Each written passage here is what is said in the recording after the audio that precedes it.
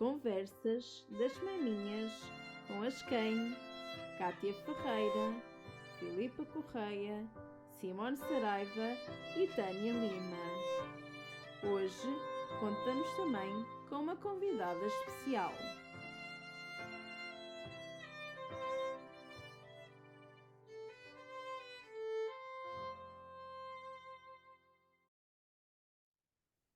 Olá!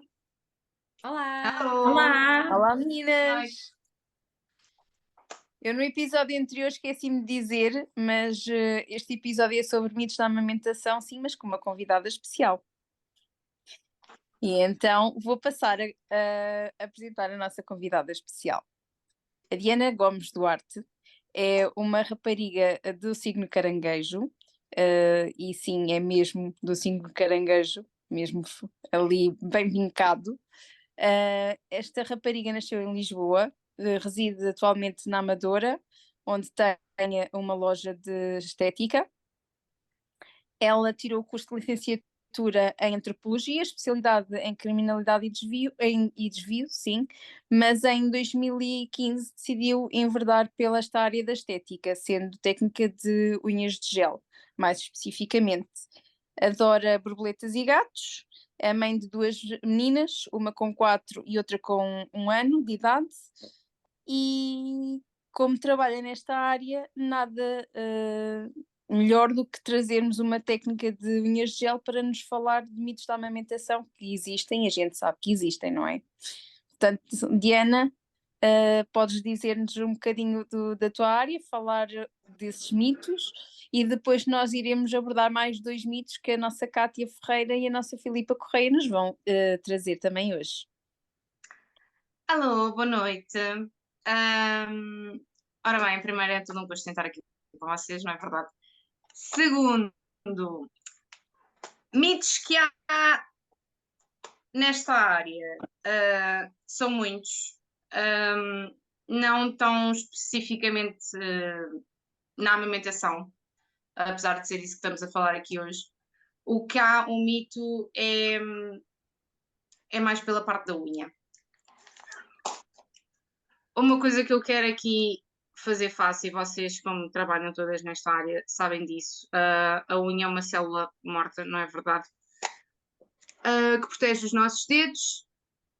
Não vou estar aqui a prolongar muito, porque as pessoas, pronto, partes técnicas não entendem muito bem, mas a unha não precisa de respirar, ela não precisa de estar a tirar o produto, mas... E em termos de amamentação, lá está, não vai provocar nada no leite. O material que utilizamos é diretamente direcionado para as nossas unhas.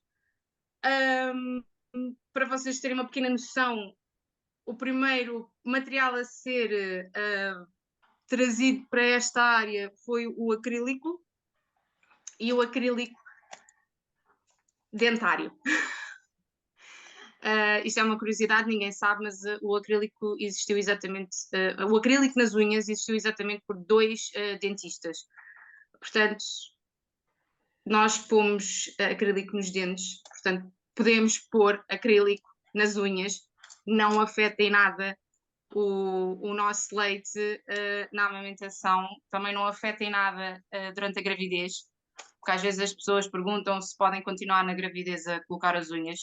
Podem. O aconselhável é retirar antes do parto, por vários motivos, até porque as unhas depois às vezes estão gigantes e depois porque podem se magoar a elas, ou ao enfermeiro, ao marido, ao bebê, ao próprio bebê, quando estão muito grandes e não sabem como é que hão de fazer, não é? Tipo, eu estou super habituada a unhas gigantescas, portanto, e a gente também não trata um bebê às 3 pancadas. Mas lá está, sim, faz essa parte de retirar o produto antes do parto, mas lá está, nada vale podem fazer à vontade na amamentação, porque não entra na tua corrente sanguínea os produtos que a gente utiliza em mesa. Portanto, nem o acrílico, nem o gel, nem o verniz de gel, nada entra na nossa corrente sanguínea, portanto está tudo ok. É a mesma coisa que a lâmpada UV. Também nada, eu trabalho com lâmpadas UV, não é? É o catalisador, para catalisar o gel e também não provoca cancros de pele por causa da luz, como é o grande mito que volta e meia anda sempre a vaguear nas redes sociais. Isto era também para fazer a ponte para alguém que vai falar sobre luz UV. Mas pronto, a minha parte é essa. Também trabalho com pestanas. Por exemplo, as pestanas, a cola já influencia um pouco na gravidez, por causa dos vapores que a cola emana, aí sim já entram na cavidade ocular e podem provocar alguns danos, mas na parte da amamentação já não influencia. Portanto, na amamentação a pessoa já pode fazer pestanas. E pronto, não sei se querem fazer alguma questão. Por acaso não sabia que as pestanas não eram indicadas durante a gravidez. Não, as pestanas não. As unhas sim, mas as pestanas não. É uma boa desmistificação também, ou uma curiosidade, né? Sim, Exato. uma boa informação, exato. Porque hoje em dia ainda se usa muito a parte de a grávida não pode, a pessoa que está a amamentar também não pode. Portanto, temos que cortar Sim, sim. este elo, não é? Que existe, porque não é só na medicação, mas também em tudo o resto que muita gente acaba por generalizar e a grávida não pode, a pessoa que está a amamentar também não pode e não é de todo verdade. Portanto, a Diana trouxe-nos esta parte bastante boa para as pessoas que nos acompanham perceberem que grávida é uma coisa, a pessoa a amamentar é outra. Não é? Sim, a única coisa que pode acontecer, por exemplo, na parte das unhas, que foi uma coisa que me aconteceu a mim, foi por causa da parte hormonal. Ou seja, na minha primeira gravidez eu usava unhas de gel que me duravam na boa 4 semanas e de repente, passado o terceiro mês de gravidez, eu fazia isto à unha uma semana depois e isto saltava tudo, empolava toda. Portanto, por causa da parte hormonal que muda. Não é só a gravidez que nos muda isto, muitas doenças podem provocar a mesma coisa sem nós nos estarmos a perceber e depois vamos fazer análises, estamos com falta de oxigenação no sangue, estamos com a tiroide aos avessos, portanto a parte hormonal aqui também é muito importante. Pode ou não pode, eu passei para o acrílico e o meu problema aí desapareceu, pronto. Há quem continue com isso durante a gravidez toda e então retira as unhas, porque nenhum material depois agarra na unha devido à questão hormonal. Na gravidez volta quando a parte hormonal estabiliza, não é? Porque enquanto a parte hormonal não estabilizar, vamos estar sempre no mesmo. Portanto, se for uma pessoa que isso aconteça na gravidez, temos que dar um bocadinho de tempo para depois voltar a experimentar para ver se o material já der à unha como deve ser ou não. Pronto. É curioso que eu tenho uma colega que quando teve o segundo filho, ela foi uma gravidez muito diferente, ela ficou com alergia a muita coisa e ela fazia às vezes unhas a outras pessoas, como um extra, e ela teve que deixar de mexer em qualquer um dos produtos porque começou a fazer alergia. Ou seja, aquele filho destrambulhou-lhe e ela não consegue tocar em nenhum produto, nem com luvas, nem com nada para fazer a outras pessoas, nem sequer é nela. Isso é a alergia aos acrilatos, que basicamente todos os produtos de unhas têm. Seja acrílico, seja verniz de gel, seja gel, todos têm. Portanto, lá está. E a questão das alergias é pertinente porque tu podes não ser alérgica a nada e de repente seres. Né? Podes passar a ser alérgica a alguma coisa. Portanto, há muitas pessoas que do nada, estando grávidas ou não, de repente são alérgicas a coisas. Tipo, clientes que realmente tiveram que deixar de fazer e faziam anos a fio. Unhas, sem nunca terem parado, e de repente começam as unhas aqui, o rubor da cutícula a ficar inchado, começam a ter aquelas pelinhas todas a saltar, muito vermelho, muita comichão. Passado alguns dias passava. Isto numa primeira fase, né? Depois chega uma altura em que nem depois de uns dias passa, porque realmente pronto, o produto continua, o acrilato está aqui, né? Em constante, está sempre aqui na minha unha, portanto, mas isso é alergia aos acrilatos, sim. lá está, a gravidez disputou essa alergia. Espero que ela tenha ficado bem, que entretanto a solução realmente é deixar de fazer. Sim, ela depois chegou a volta, experimentou com luvas, pronto, experimentou sem tentar não Sim, tocar, sim, mas sim. o pote, tudo fazia-lhe o simples facto de tirar o verniz, né? Fazer Sim, a limar, não sei se é assim o termo que dizem, fazia-lhe tudo, começava logo com a alergia, ela não conseguia fugir, teve que exato. deixar. Não consegue, tem mesmo que deixar. Nessa situação é mesmo deixar de fazer. Mas pronto. Lá está, é como as alergias alimentares, né? A gente não pode comer. Pois, exato, exato, exato. Mas aqui, pronto, esta ponte foi para ligar à gravidez, que parte hormonal, aquilo alterou-lhe, Sim, que é a parte e ela, hormonal. Lá está, depois de discutem ela deixar de muita estar coisa, sim. grávida, manteve aquela alergia. Sim, pode manter ou não pode, lá está. Eu, eu nunca mais voltei a usar gel. Eu uso gel atualmente e não consigo, empola todo. Eu, antes da primeira gravidez, eu usava gel durante 4 semanas e agora só consigo usar acrílico. Não, já tentei e não consigo. Pronto. Na Pois é. segunda gravidez não me aconteceu nada, mantive sempre o acrílico nunca empolou e pronto, mas eu sempre que tento, o gel já não aguento. Pronto, essa parte hormonal aí, enfim, não gosto de gel já. Ainda bem, porque volta e meia queima no catalisador. Dá assim uma sensação de queimar o gel. E o acrílico já não. Ora, então eu quero aqui falar um bocadinho sobre um site que existe, em que nós podemos, além de ver medicação compatível com a amamentação, nós também conseguimos ver determinados tratamentos, se poderemos ou não fazer, ou exames, se podemos fazer, que é o e-lactância. Vocês podem ver em inglês ou podem ver em espanhol. Então, eu vou-vos falar aqui no caso de luz UV, por exemplo, o laser, esse tipo de situações, se vocês podem ou não fazer quando amamentam. Então, vou partilhar aqui a tela. Conseguem ver? Sim. Então, Sim. este é o site do E-Lactância, ok? Aqui neste cantinho vocês têm em espanhol ou em inglês. E depois têm que escrever o que vocês querem procurar, têm que escrever ou em inglês ou espanhol, consoante aquilo que estão a procurar. Aqui embaixo tem alguns exemplos. Vocês podem procurar, por exemplo, ibuprofeno, que é um medicamento, ou podem, por exemplo, procurar aqui um alimento que é bagas de goji. Engraçado, ou curioso, não é? Então, eu vou procurar aqui luz. Por exemplo, temos aqui a fotodepilação, a luz pulsada. Vamos aqui carregar. E isto é como se fosse um semáforo. Vamos ter a cor verde, que é risco muito baixo. Vamos ter a cor amarelada, que é risco baixo. Vamos ter laranja, que é um risco alto, e o vermelho, que é um risco muito alto.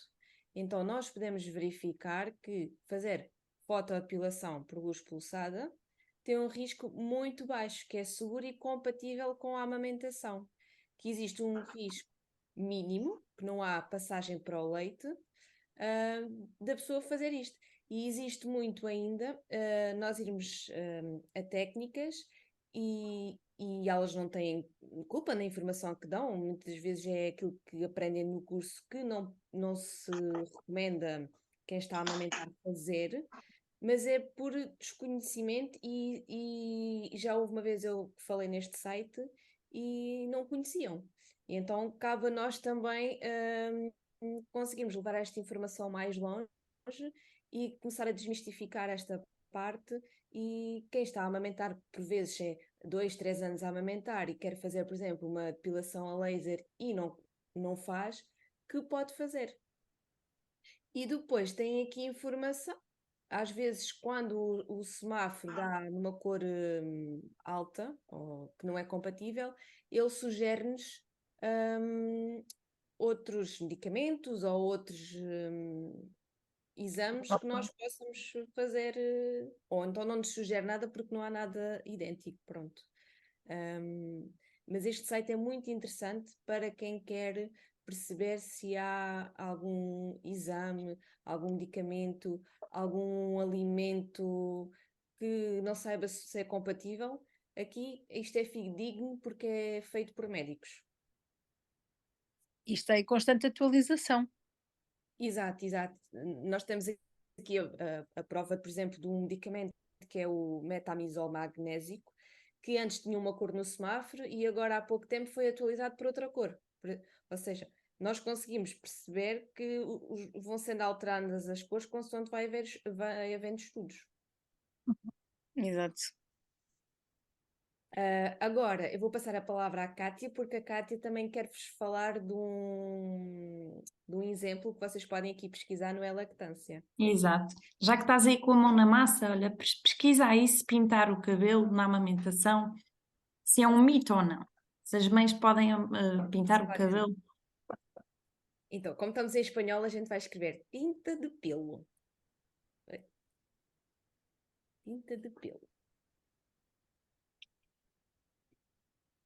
Pronto, e o que é que o E-Lactância nos diz? Diz que é um risco muito baixo das mães pintarem o cabelo. Isto porque a tinta do cabelo não entra na corrente sanguínea, logo não é transmitida para o leite materno e não faz nenhum mal ao bebê. Pronto, quando tivermos dúvidas é só irmos ao E-Lactância e confirmar. E Isso depois, é curioso.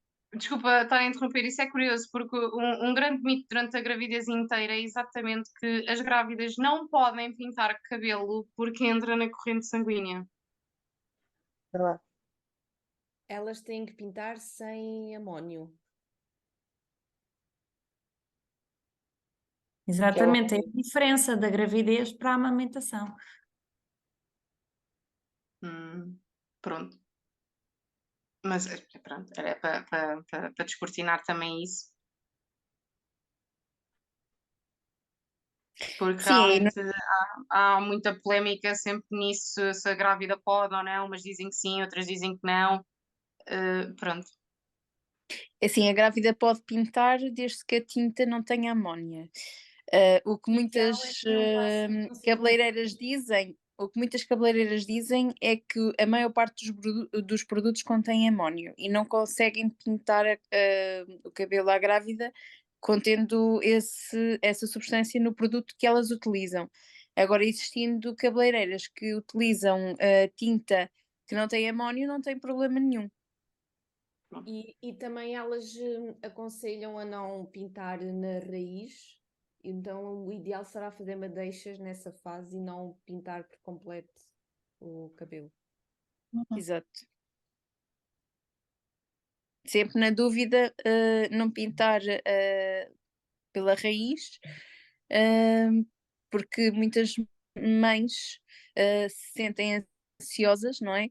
E então, para tirar um bocadinho desta ansiedade, é pintar sem iniciar na raiz. E há tantas artes com a pintura do cabelo, não é? Porque não inovarmos e fazermos a diferença, por exemplo. Já tens, e também tens, agora fugindo aqui um bocadinho à parte estética, tens também o belly painting, já há muitas mães que fazem a pintura na barriga, né? E que são tintas compatíveis com a gravidez, não têm produtos tóxicos, ou seja, hoje em dia já é possível fazer tanta coisa com a evolução, né, dos produtos que as pessoas só não fazem se não procurarem um sítio que seja compatível, né? Já não há tanta aversão. Acho que não era bem esta a palavra que eu queria dizer, mas vocês entenderam. Exato.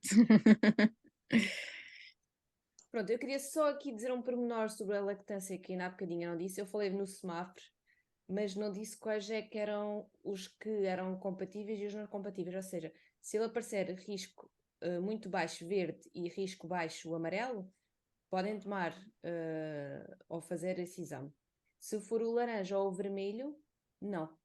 Ou então, se por acaso tiverem mesmo que tomar aquele medicamento, por exemplo, ou fazer aquele exame, normalmente eles têm um período em que o medicamento está na corrente, né? Ou que o exame fica ali, está na nossa corrente, e passado aquelas X horas, a pessoa já pode voltar a amamentar. Isto se não houver uma alternativa de baixo risco. Ela faz, porque tem mesmo que fazer, porque é indispensável ao seu bem-estar ou à vida, né? E aí ela faz o exame e depois tem que aguardar até poder voltar a amamentar. Mas não deixa de amamentar. Exato. E para isso teremos o nosso estoque de emergência que iremos falar num próximo episódio. Correto? Exatamente. Sim, também é uma das questões que podem ir ter com uma das cães e questionar se conseguimos ajudar, como fazer assim um estoque de emergência e como oferecer o leite para este tipo de situações e se deita fora o leite ou não. Exato. É um episódio a abordar posteriormente. Exatamente. Então chegamos ao fim de mais um episódio das Conversas das Maminhas, mas encontramos-nos, como sempre, na próxima semana com mais mitos para desvendar. Teremos novamente mais uma convidada especial da área da estética, que nos vai ajudar a desconstruir mais alguns mitos que ouvimos por aí. Por isso, não percam! Até ao próximo episódio. E obrigada, Diana, pela tua presença, porque sem dúvida faz muita diferença estas informações na vida das mulheres, não é? Completamente. Até nós hoje aqui, De que eu nada, bati não para tenho mim, já que- aprendi uma coisa que não sabia, né? Exatamente. Exato. Muito obrigada. Muito Adeus. obrigada, Diana, pela Nós tua vamos. presença. E senhores e senhoras telespectadores, não é? Se assim posso dizer, que nos seguem. Até ao próximo episódio. Tchau. Tchau! Tchau.